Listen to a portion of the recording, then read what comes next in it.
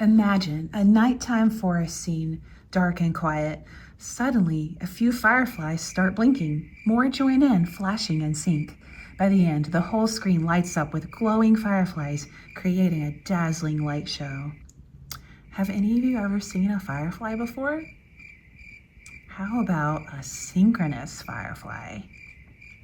Synchronous fireflies in the Great Smoky Mountains are a special type of firefly that light up together in a synchronized pattern. Most fireflies blink their lights randomly, but these fireflies flash in unison, creating a magical light show in the forest. Every year, for about 2 weeks in late May to early June, thousands of these fireflies gather in the Smoky Mountains and put on their glowing display to find mates. Scientists believe they sync up to stand out from other fireflies and attract attention. People travel from all over to see this natural wonder because it's one of the few places in the world where fireflies flash together like this. It's like nature's version of twinkling Christmas lights, but even cooler because it's completely natural. The pattern of the synchronous fireflies in the Great Smoky Mountains is like a natural light show that happens in waves. Here's how it works in a simple way. The fireflies blink their lights in groups all at the same time. They flash for a few seconds, then they all go dark for a few seconds before flashing again. This creates a pulsing effect, like waves of light moving through the forest. Now, why do they sync up? Well, scientists believe they synchronize their flashing to help attract mates. When many fireflies blink together, they stand out more than if they flashed randomly. At first, when the fireflies arrive, the flashing is a little random, but as more fireflies join in, they start syncing up. The pattern looks like a twinkling dance across the trees and bushes. It's like a group of people clapping together. At first, it's scattered, but then everyone falls into the same rhythm. That's what these fireflies do, but with their lights. Get ready to bring the magic of the Great Smoky Mountains National Park to life. You and your group will create a stop-motion animation of synchronous fireflies using a drawn, colored, and painted background and cutout shapes and the Stop Motion Studio app on your Chromebooks. This is Miss Kohlmeyer, and I'm going to show you how to make your forest scene background, and the background will be for your Fireflies stop-motion animation video. To make your background, you'll be using a piece of bulletin board paper that has been wrapped around and taped onto a piece of cardboard. And the cardboard helps the background be sturdy. You can lift it up and move it around and add to it, and it stays in place with the cardboard. And then the paper wrapped around it is so that you can add the colors and the paint. And this size, the size of this example is 14.5 inches by 15 inches. You mostly want your cardboard to be at least bigger than a textbook. I have a piece of cardboard here, and I have some bulletin board paper. And for this project, we're using blue because it goes with the night sky. But if you're making a background for different types of stop motion videos, you can use other colors of bulletin board paper. And I'm going to wrap this paper around the cardboard like a Christmas present, like a birthday present, like a present. And I'm first going to get some tape ready by pinching it with my index finger and thumbs and twisting my hands, just setting it aside so that it's ready. Maybe about 4 pieces. And then I'm going to wrap, I think I'll cut this down just a little bit. I want to have enough bulletin board paper that it's surrounding the cardboard. But just like when you're wrapping a present, you don't need a huge amount of paper. And you don't have to cover the whole back of this. It's fine to have some of the cardboard showing. You just want to have it wrapped around. And whichever sides are shortest, wrap those first. So these are a little shorter than the left and right side. So I'm gonna wrap the top and the bottom first and just fold it over and hold it in place. Add some tape, rotate it to get to the other side. Now I'm wrapping this side and taping it in place. I'll add a little more tape just so everything stays securely in place. And now to do these sides, go ahead and get some tape ready. And tearing it, twisting and tearing it and setting the tape. I'm putting the tape on the edge of the table just so it has somewhere to be while I'm getting ready to use it. For this part, if you've wrapped presents before, you know how to do this. You take the bottom corner and fold it up to make like a triangle shape that's just below the cardboard. And then over here, same thing, a triangle shape that ends just below the cardboard. And then you take the whole thing and lift it up and tape that in place and tape that in place. And then the other side, same thing. Roll it up to make the triangle. Over here, roll this part up to make a triangle, and then lift the whole thing. It's like wrapping a present, except if you were wrapping a present, you would have bigger paper that stretches all the way. But for this, it's okay to have that cardboard showing. And now I have a nicely wrapped cardboard piece of paper. And to turn this into a forest scene, I'm going to start with chalk pastel and give it a little bit of color like in the sky and ground with the chalk pastel. Chalk pastel, or it can be just regular chalk. They're pretty similar. And I'm going to pick out some evening sky colors with just a little bit of light blue. So I'm going to find a light blue chalk, and I'm also going to use purple and pink, and I'm gonna get some chalk pastels too. And the chalk pastels will just be a little bit better quality. And first, to clean them, you can rub them, turn them on their side, and rub each side onto a paper towel, because sometimes they get the other colors on them. So just making sure they're clean before I start using them.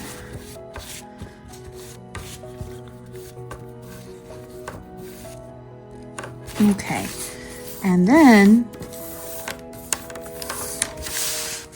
I've turned to my board landscape style, so it's wider than tall.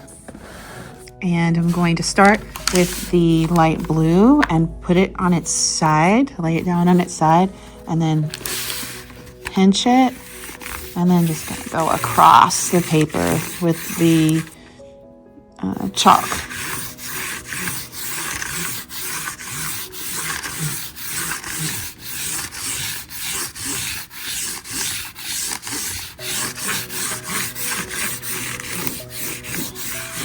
And then you can kind of see the lines because this is corrugated cardboard and it's kind of showing through.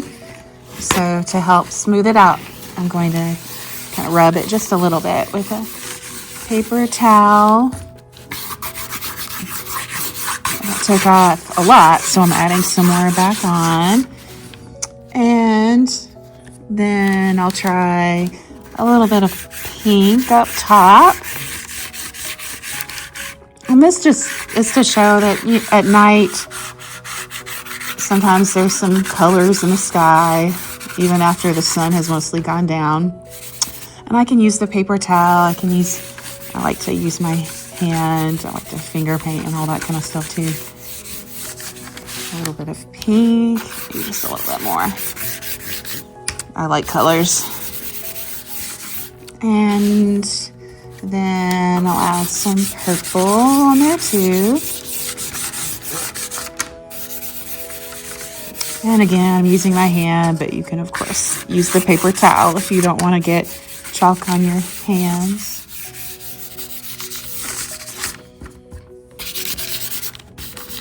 Okay, and all right, so some purple and pink at the top, and then now at the bottom I'm going to add some greens and maybe like some browns or tans just to help start to show the land.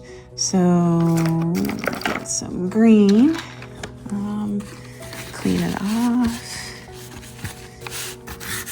and again lay it down on its side and just rub the green across the page, across the board.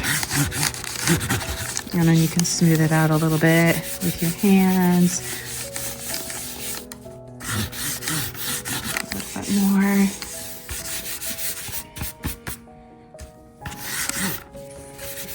And then some brown. That looks pretty clean already. This is kind of a tan. Almost like a yellowish, like a golden color almost. Just add some of this in different places. You're not drawing, or you're not coloring sections of color, just loosely, gently adding some color. That's what it's looking like right now. And maybe clean this white off. Maybe just a little bit of white up here to lighten things up. If your hands get chalky, you can clean them with the paper towel too.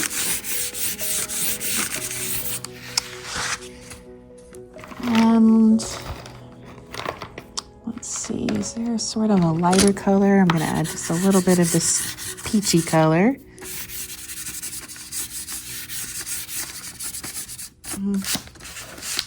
Okay, so there's some color in the background now.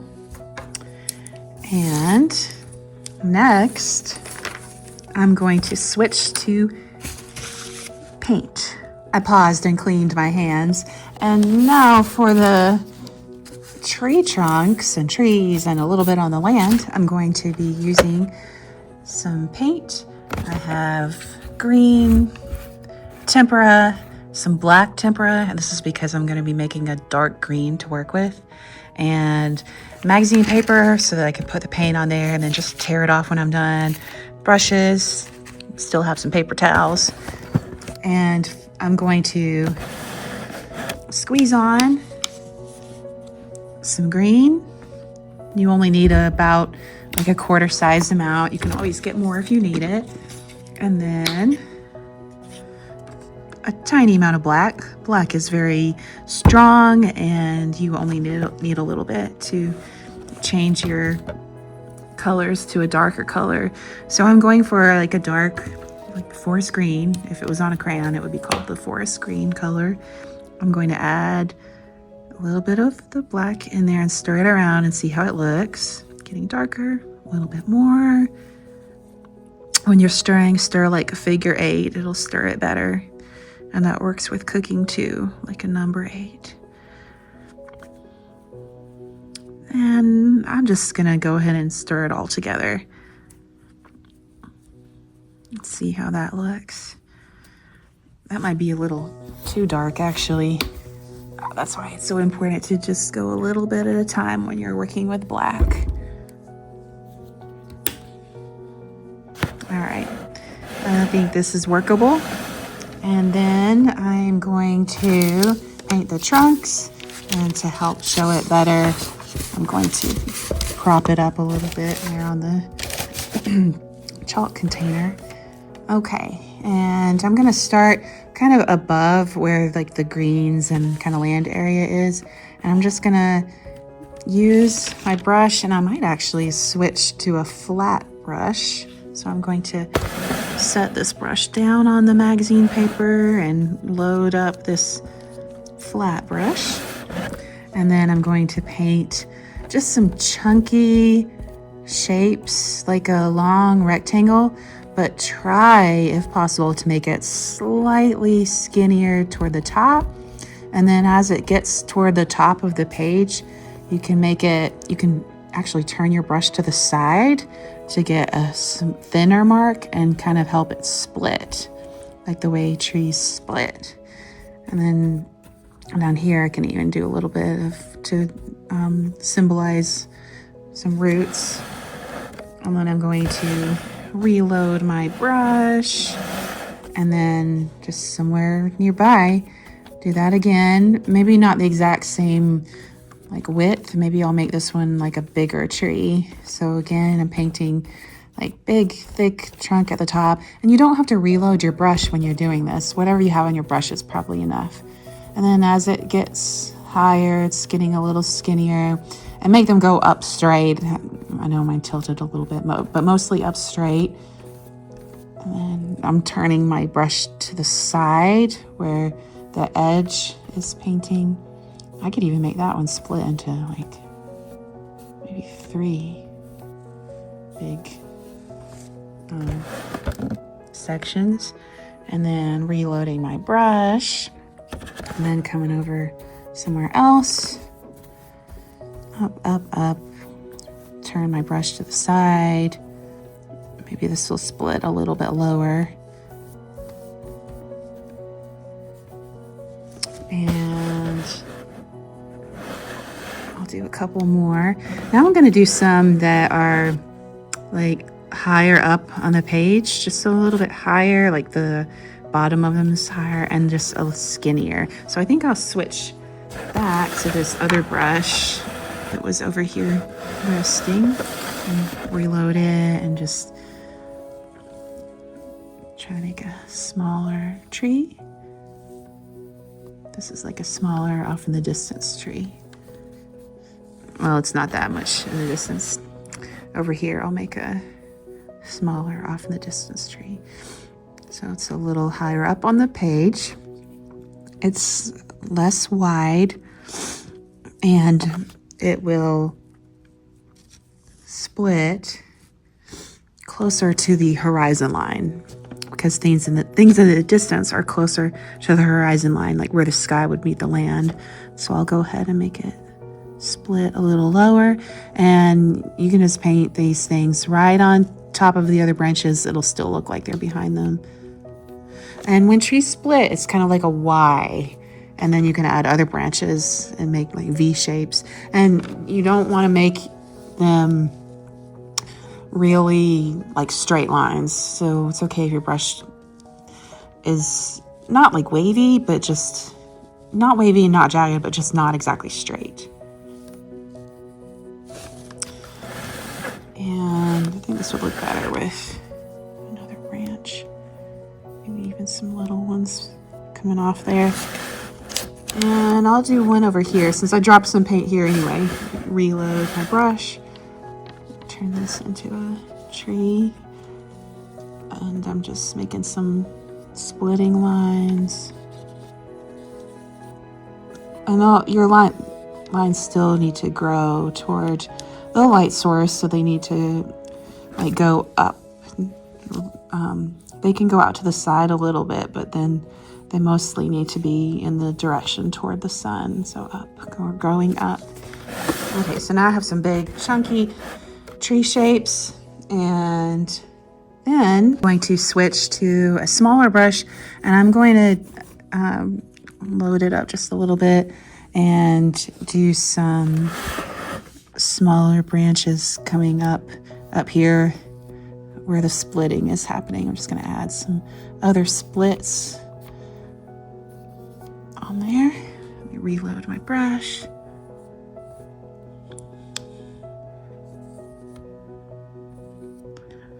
And then I think I'll add, I think it could use another tree right here. Reload my brush.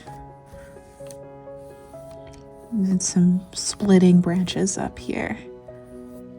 Just whatever you think looks nice. And then I think I'll reload my brush. Maybe switch back to one of these bigger brushes. And then I'm gonna create sort of like a pine tree. I think actually I'm gonna first wipe some of this paint off my brush to use more of a dry brush technique, which is when you still have a paint on your brush, but it's not like a lot of paint. It's mostly a dry brush. And then I started at the top with sort of a triangle shape, and now I'm pushing my brush downward to the right and then to the left. To the left, to the right, just kind of back and forth. To make kind of the look of a pine tree back there. And these are all very dark because when things are dark, you just see the silhouette of things. Okay, I'll do another one over here. Made sort of like the triangle, and this one is behind that tree, so we're not going to see much of it. We're just going to see some of it on the left. Maybe like one off in the distance back there, and I'm just made like the triangle shape, and then just pushing my brush downward, sloping to the left and the right. Maybe one over here too.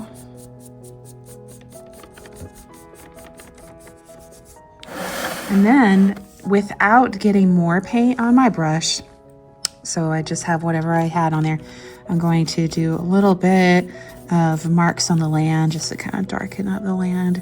And this is dry brushing. Remember, not a lot of paint. So just use what was there. Or you could even wipe some off on a paper towel if you did have like a lot of paint. I actually switched to my left hand. I'm right-handed, but I switched to my left hand just to help me stay loose with this and not like start to paint really defined shapes. I just want to do some loose marks to help show just some darkness on the land. That'll just kind of help everything like match together and look nice together. And this is just the dark layer. Well, when this dries, we can add some more chalk pastel and chalk details on here. Kind of up there. A little bit under these pine trees. Just a little bit.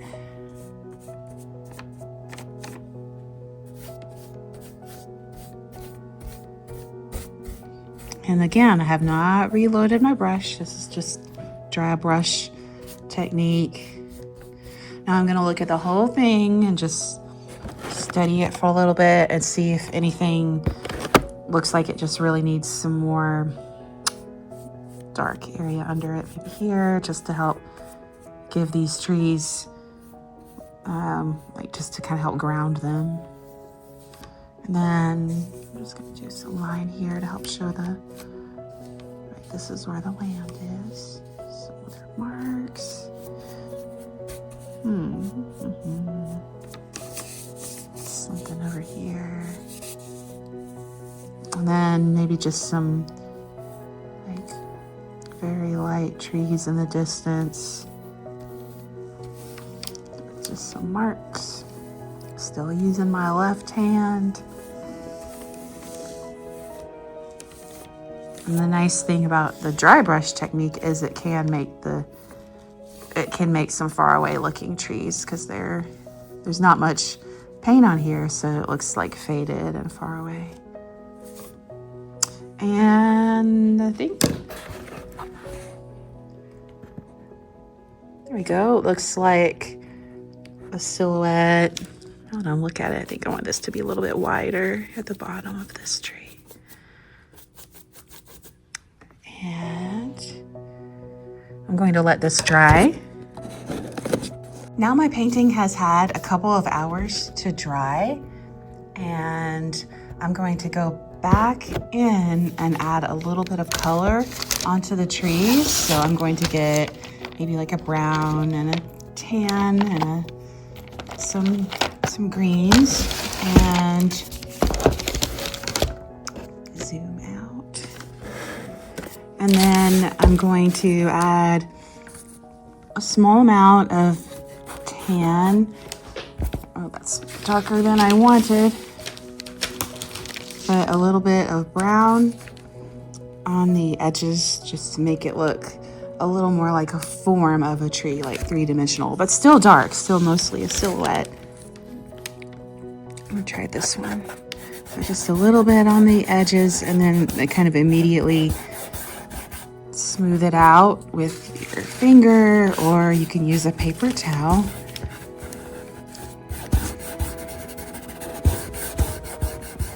And not a line, just a little bit of color. So smooth it out.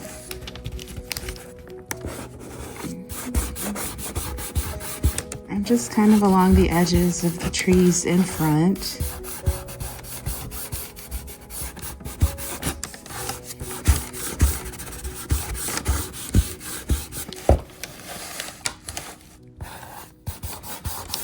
Oh, I like this other brownish color better. Go back to that.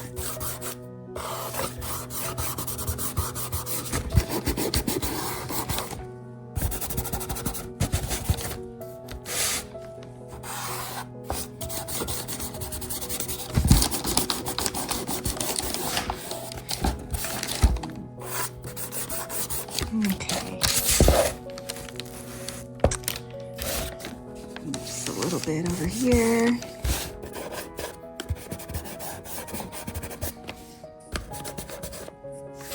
And then I'll go in and add just a tiny amount of greens back here. I actually just held this chalk pastel on its side, just getting a tiny amount of color, and then kind of smoothing it out.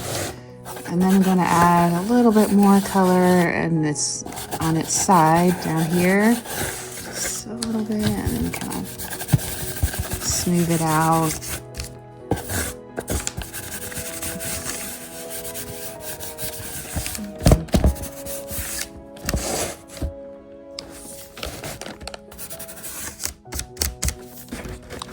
And this is how it's looking right now. And I might add to it later, but right now it does have the look of trees and land, and it's ready for the fireflies. Next, you'll be ready to make your firefly circles. And for your little firefly circles, you'll need 8 or 9 or 10 little circles that you can make by getting some paint sample color cards from Lowe's or Walmart or somewhere like that, and I'll have some for you. And you'll want to use like a yellowish green color, or a yellow, but probably a yellow green would look most realistic. And you can see I've already punched some holes out of here. Well, a student did, but to make your hole, you'll just slide your hole puncher onto the card, make sure it's completely on the paper, and then punch it out. And again, you'll need 8 or 9 or 10. And you can go ahead and prepare for your stop motion animation video by putting them on their pins. And a pin is a sharp little object used for like holding clothes or cloth together while someone's sewing it, or it has all kinds of uses, but they hold things like down, and the pins are going to hold the little holes onto your board so that it'll look like there's the fireflies flying around. To get your little circle on your pin, you'll lay it on top of a piece of a yoga mat, and the yoga mat cutout just gives it a little bit of cushion so that you'll be able to push the pin down into the circle. So you'll just push it in the center of the circle, and it'll get on there. And you can move it up a little bit if you want to help it stay on there. But as long as it's on the pin, that's good for now. And you can set it in your container so that you can keep track of them. And also it's important to keep up with sharp objects. And again, you'll need 8 or 9 or 10 yellowish or yellowish greenish circles that are attached onto pins. Make sure the colored part of the circle is what you see with the pin closest to you, or the pin head closest to you. The setup for your stop motion animation of Fireflies at Night will look something like this. You'll prop up your background using an easel, and you can hold it in place using this part at the top that comes down and twist it, and it'll be held in place with the ledge.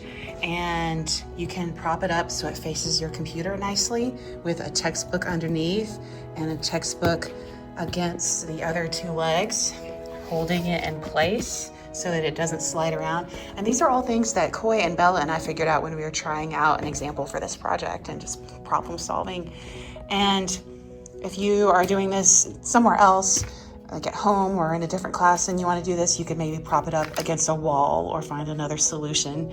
And the computer is pretty close and it's facing the background, and you can adjust it as needed. There are also textbooks holding it in place so that it's closer to the same height.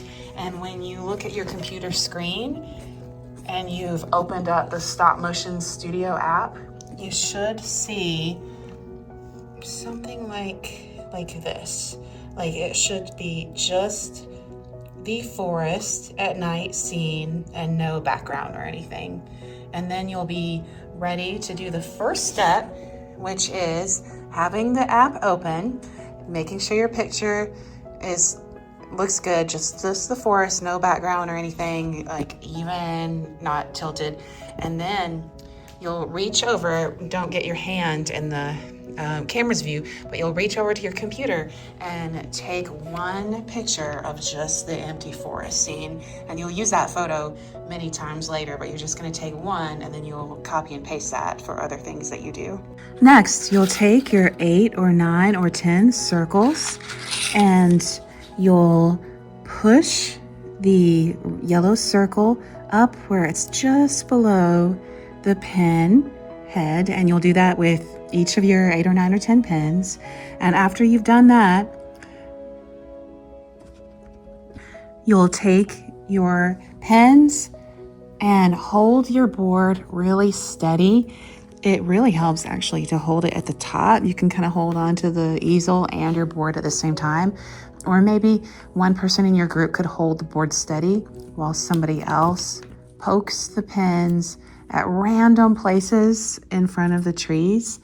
And when you're doing this, try to not have any circles directly in front, like directly above or below each other. Like, don't have them in a vertical line, and also don't have them exactly side by side. So don't have a horizontal line. Just think like randomly around the board.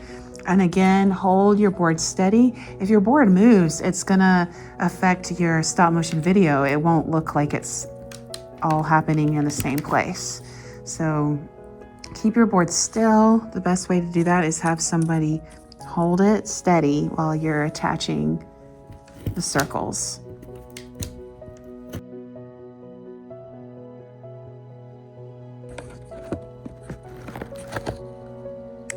Now my background scene looks like this. So you can see the yellowish green fireflies popping out against the background. And you can adjust them if you think your arrangement would look better a different way. And then you'll take a photo of this setup. Remember, keep your hand out of the way as you reach over and take a photo of this scene. After you take a photo of this scene, then you'll have somebody hold your board steady, and you'll pick up each pin and move them. Oh, that one fell. You'll move each pin just over a little bit, up or down or side to side. You're changing the position of it. If it's hard to get the pins in there, you can wiggle it around a little bit as you push it in. And once you've moved all of them, and I know I haven't moved all of them, but once you have moved all of them, then you'll take another photo of this scene. And then after that photo, you'll move everything again.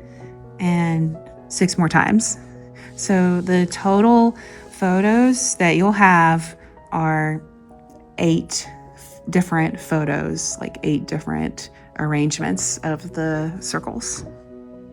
And after you get 8 photos with the different arrangements of the firefly circles, then in the stop motion studio app, you'll insert a dark forest photo, that first photo you took. You'll copy it and paste it between each of those 8 firefly frames, and that'll give it like a flickering effect. Now, the interesting thing with synchronous fireflies that appear around the world, but they appear in the Great Smoky Mountain National Park, so near where we live. But the interesting thing about them is they flash together for a few seconds, and then they all go dark at the same time for like about 8 seconds. So to create that, after you have your like little group of the 8 firefly pictures with a dark one between each firefly picture, then you'll copy that like dark blank forest scene 32 times, and that will give you some dark time when all the fireflies are like resting. And after you create that part, then you'll copy like everything that you've done so far. Just highlight all of it and copy it all and post it 2 more times. And then that'll give you a pattern, like a flashing firefly pattern of light, dark, light, dark, light, dark. And then you can make sure that it's at playback speed of 4 frames per second, and that'll give you that flickering effect at about the same timing that the fireflies actually flicker and rest and flicker. And then you can export it to share it.